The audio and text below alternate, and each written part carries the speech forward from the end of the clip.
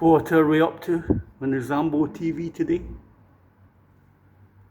Well, I think my OCD has cut in.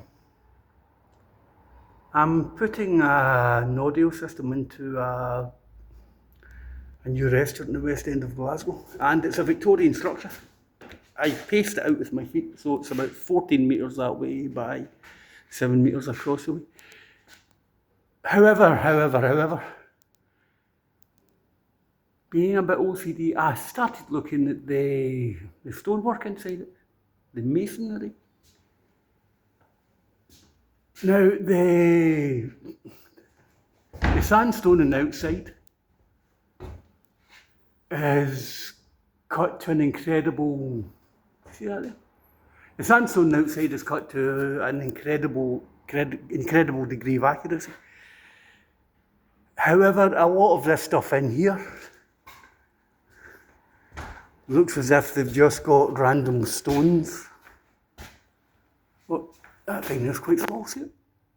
We'll say we're quite small, it's about a foot, 30 centimetres by 10 centimetres. They've still staggered it the way you would do a normal brick built construction, but is it just me that finds this kind of thing fascinating? So it looks like the facades, they've used very close cut, sandstone. But in the internal walls, which are over 18 inches thick, I don't know how the Victorians would have finished this, would have plastered over the top of it or whatever. So, see if we can see another one. Yeah, look at that there. See it? This is like someone examining a pyramid, isn't it? The one above it. It's just as if whatever they've had lying about, they've just whacked in place, but then, the camera's not picking up, let's go into the shadow a bit. Then there's that thing up there. Now that's about 3 feet long by a foot tall by about 18 inches wide. That one there's the same. How on earth did they move these things about? I believe they had steam cranes that have picked them all up. But when you consider the amount of tenement buildings in Glasgow,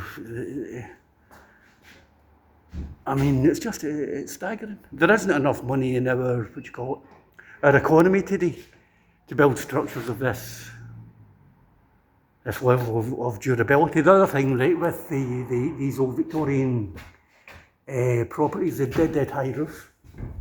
I don't know what this place was back in the Victorian day, but as I say, it's 14 metres by about 7, and we've got 2 coal fires in it. And with all the carry on that's happening just now, it's interesting to think that the Victorian Empire was built on coal and steam, wasn't it? There's massive coal fields all over Scotland. There's plenty in and around Glasgow as well, so you dig stuff up cheaply, bring it into the city centre. It also powers your ships, your locomotives, and the steam engines that built amazing structures like this. So, I don't know, am I going mad? Is it OCD? But in Victorian times, they must have had enough cheap energy to be able to heat a room this size with a couple of old coal fires, which again I think is remarkable. Then another thing I noticed, I've been quite ill recently, I suppose excuse the cough. The thickness of that oak beam up there, I would say that's easily 18 inches by 18 inches.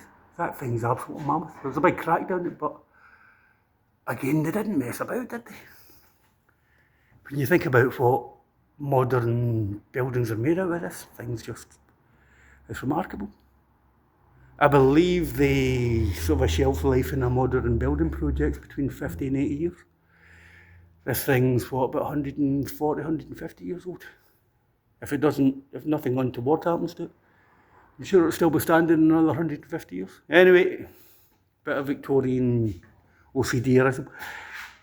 I don't want to show you outside because it's all the owner wants to open the place with a bang and all that type of thing, but it's just interesting, the crap.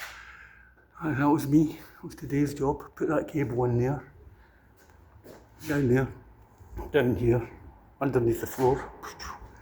When they pop up back over there, it's an absolute pain in the backside, so it was.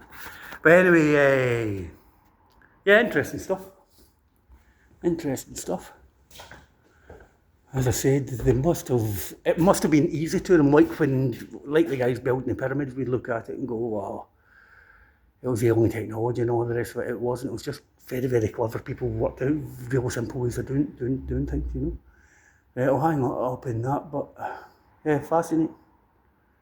Fascinating. As I said, there isn't enough money in our country at this point in time to even try to recreate that. We just couldn't do it.